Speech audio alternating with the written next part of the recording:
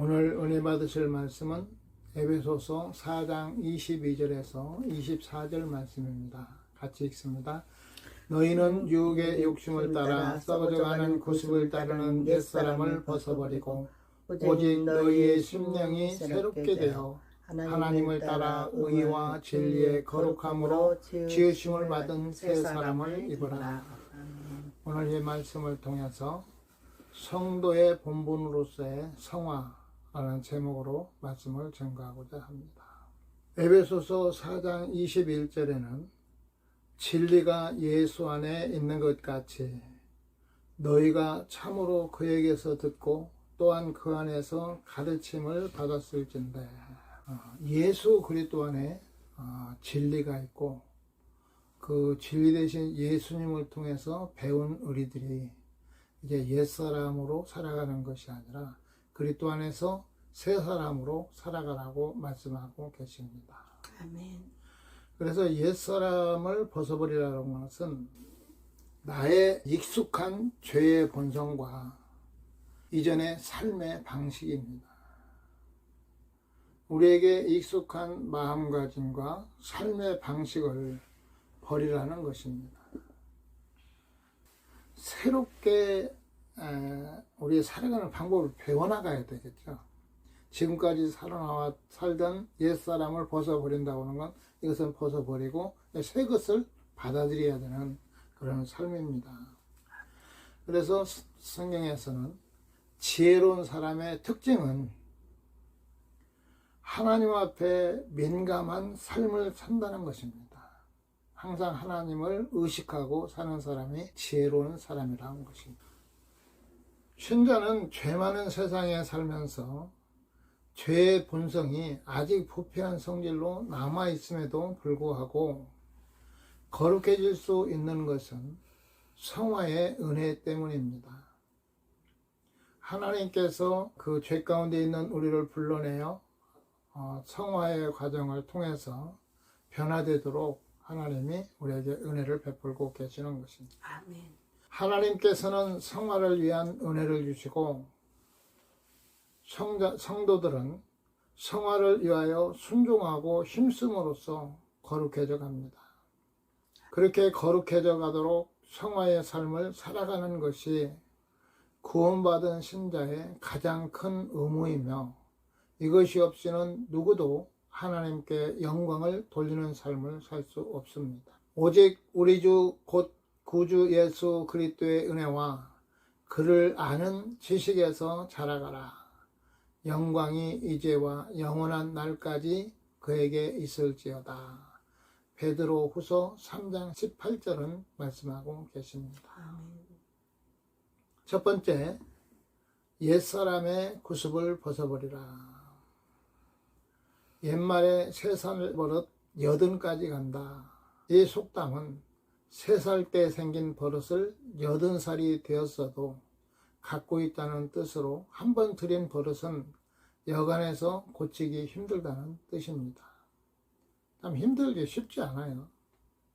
그러나 옛사람으로 살던 그 습관들 벗어버리고 하나님의 말씀으로 이제 새로운 피조물로서 살아가기 위해서 새로운 것을 받아들이고 그 새로운 것을 따라 살아가는 이런 삶을 우리는 추구하며 살아야 될 것입니다. 아멘.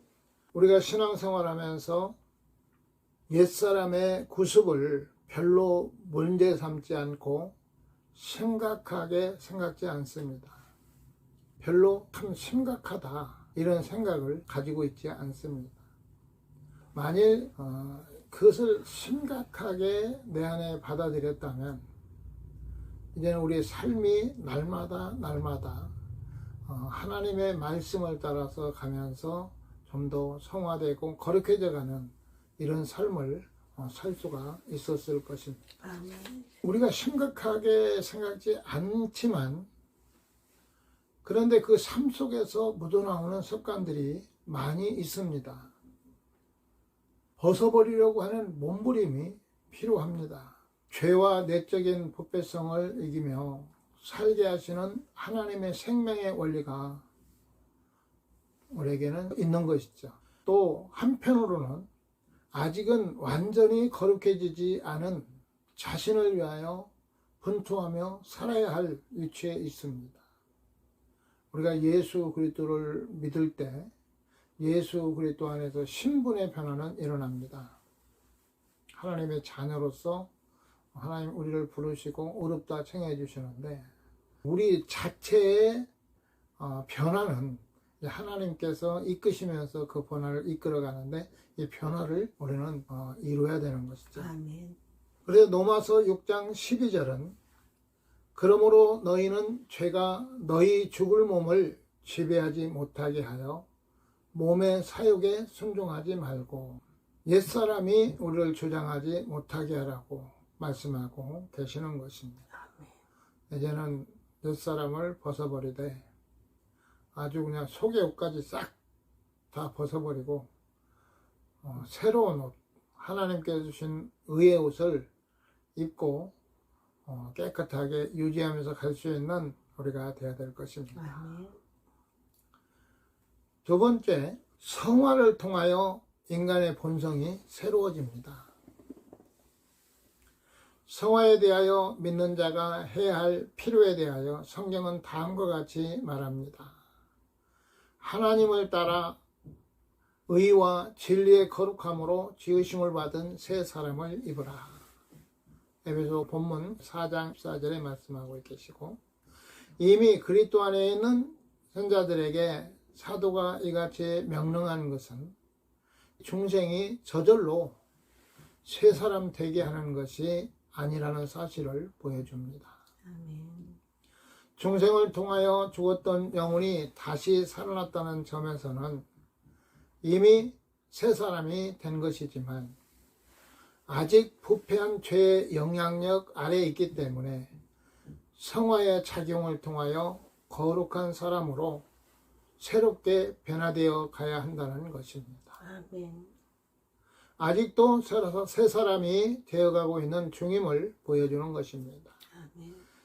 칭의는 그리스도의 구원 행위를 기초로 믿음을 가진 죄인을 의롭다고 선언하시는 하나님의 일방적인 행위이지만 성화는 죄인을 순결케 하시며 타락한 죄인을 하나님의 형상으로 새롭게 하시며 죄인으로 하여금 선행을 행할 수 있도록 하시는 성령의 계속적이고 은혜로운 작용을 의미하는 것입니다. 그러니까 성화는 우리 믿음의 삶을 얘기할 때 반드시 이 성화의 과정을 이뤄야 하나님께서 우리를 순결케 하시고 새롭게 하시고 선행을 행할 수 있도록 하시는 하나님의 은혜 안에서 갈 수가 있는 것입니다. 아멘. 칭의는 죄인의 신분에 변동을 주지만 성화는 죄인의 상태에 영향을 줍니다. 그래서 어떤 사람들은 하나님께서 우리를 구원해서 완벽하게 구원하셨는데 죄가 없는데 이렇게 말을 합니다. 우리는 예수 그리스도를 믿음으로 신분의 변화는 분명하게 일어납니다. 하나님께서 우리를 지으신 목적은 하나님을 영광스럽게 하도록 하기 위해서 우리를 지으셨는데 우리의 삶이 하나님의 말씀으로 살아가는 그 삶을 통해서 하나님의 거룩함을 나타낼 수 있고 하나님의 영광을 나타낼 수가 있는 것입니다. 아멘. 다른 사람들에게 그리스도의 사랑을 전할 수가 있는 거죠. 그 나타낼 수가 있는 것이죠. 그렇지 않고 우리의 행동이 삶이 구원받았으니까 죄를 용서받았으니까 이제는 죄 용서받을 필요가 없다. 이런 차원에 접근한다면 신앙생활이 엉망이 되는 거죠. 덕이 되지 않습니다. 그래서 성화를 통해서 인간의 본성이 참 새로워지는데 그거를 주님을 의지하고 따르면서 시간이 흐르면서 이게 와 닿는 거죠.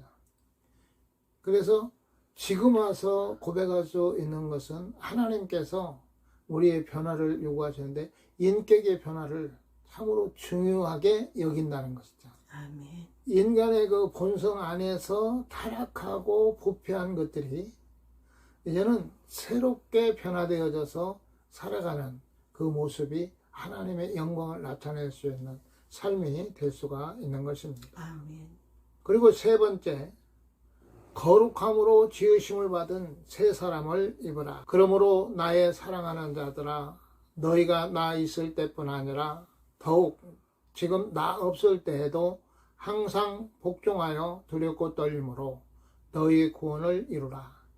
너희 안에서 행하시는 이는 하나님이시니 자기의 기쁘신 뜻을 위하여 너희로 소원을 두고 행하게 하시나니. 빌립보서 2장 12절에서 13절은 말씀하시는데 너희 구원을 두렵고 떨림으로 이루라고 말씀하십니다. 우리가 믿음을 가지고 있어도 믿음을 빼앗겨서는 안 된다는 거죠. 아멘. 우리의 신앙을 지키는 것, 하나님의 의를 지키는 것은 하나님의 말씀을 따라가는 그 말씀 안에서 우리가 우리 자신을 지킬 수가 있는 것입니다. 아멘. 복음에는 하나님의 의가 나타나서 믿음으로 믿음에 이르게 하시나니 기록된 바 오직 의인은 믿음으로 말미암아 살리라 함과 같으니라. 로마서 1장 17절은 말씀하고 계십니다. 그래서 우리가 믿음으로 살아간다고 하는 것은 하나님의 말씀을 따라서 우리 자신을 세워가는 것입니다. 아멘. 여기에서 믿음으로 믿음에 이르게 하나니 라고 기록된 부분은 곧 중생과 칭의에 의한 즉각적인 구원을 통하여 성화를 통한 점진적인 구원으로 나아가는 것을 보여줍니다. 우리가 예수 그리스도 하나님의 자녀로 중생과 칭의를 통해서 정말 우리는 하나님의 자녀가 됐잖아요. 하나님의 그 관심 가운데 이제 하나님께서 우리를 이끄시면서 길을 가게 하시는 거예요. 오늘 이 말씀을 생각하면 어떤 생각이 드느냐면 하나님의 계획 안에서 발걸음을 가게 하시고 그 과정을 통해서 우리를 변화시키시고 성화시키시고 온전케 하시고 아멘. 그래서 장차 영광의 나라에서 그 기업을 주시기 위해서 하나님께서 붙들고 계시는 거죠. 아멘. 하나님의 보호 아래서 이끌림 받는다는 거죠. 어느 누구도 헤아릴 수 없게끔 하나님이 지키시면서 인도하시는 것입니다. 그러므로 강하고 담대하게 서서 두려워하지 아니하고 하나님의 말씀으로 승리할 수 있는 은혜가 임해야 될 것입니다. 아멘.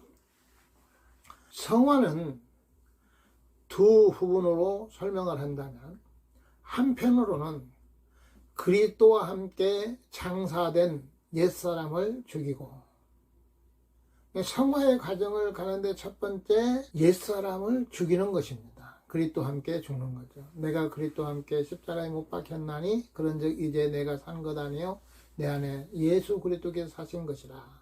갈라디아서 2장 20절 말씀과 같이 내 옛사람을 죽이는 것이고, 두 번째는 그리스도와 함께 살아난 새 사람을 살리는 것입니다. 이제 죽었으면 거기에 새 사람으로 살리는 것, 이게 바로 성화의 개념입니다. 오늘 말씀을 마치면 성령을 통하여 이루어지는 거룩한 성화의 작용은 인간의 마음에서 시작됩니다. 성도의 성화는 결코 저절로 성취되는 것이 아닙니다. 성도는 죄 많은 세상에 살면서 죄의 본성이 아직 부패한 성질로 남아 있음에도 불구하고 거룩해질 수 있는 것은 성화의 은혜 때문입니다. 하나님께서는 성화를 위한 은혜를 주시고 성도는 성화를 위하여 순종하고 힘쓰므로써 거룩해져 갑니다. 그렇게 거룩해져 가도록 성화의 삶을 살아가는 것이 구원받은 성도의 가장 커다란 소명이며, 이것 없이는 누구도 하나님께 영광을 돌리는 삶을 살 수 없습니다. 거룩한 삶을 추구하고 성화의 삶을 추구하고 가는 삶이 아니면 하나님의 영광을 돌릴 수가 없습니다. 그러니까 종들이 참 은혜가 참 많죠. 근데 어떤 일에 부딪히면 거기서 은혜롭지 못한 모습들이 보이잖아요. 하나님도 없는 그런 모습이 보여지는데 자기 안에 내면에 있는 것들이 나오는 거거든요. 그러다 보니까 그 옛사람들이 그냥 살아있어서 나오는데 그건 아직 옛사람으로 있는 상태에서는 많은 일을 하는 것 같지만 하나님께서 받으실 만한 그 재물이 못 되는 거예요. 그 삶 자체가 하나님 뜻을 따라 아벨과 같이 하나님이 받으실 만한 재물이 되어야 될 것입니다. 아멘. 오직 우리는 우리 주 곧 구주 예수 그리스도의 은혜와 그를 아는 지식에까지 자라가라. 영광이 이제와 영원한 날까지 그에게 있을지어다. 베드로 후서 3장 18절에서 이렇게 말씀하고 계십니다. 우리의 정체성은 거룩한 성도입니다. 시편 8편에 보면 우리를 하나님보다 조금 못하게 하셨대요.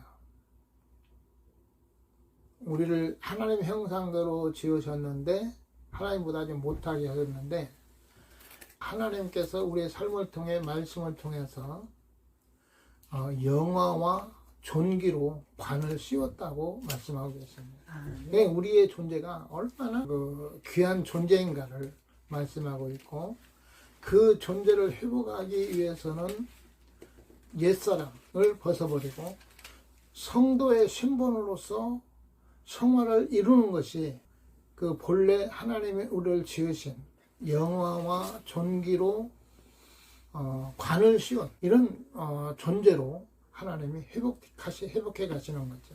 아멘. 하나님의 형상을 회복해 가는 것입니다. 아멘. 하나님의 형상으로 회복되기를 원합니까? 아멘. 하나님 형상을 잃어버렸잖아요.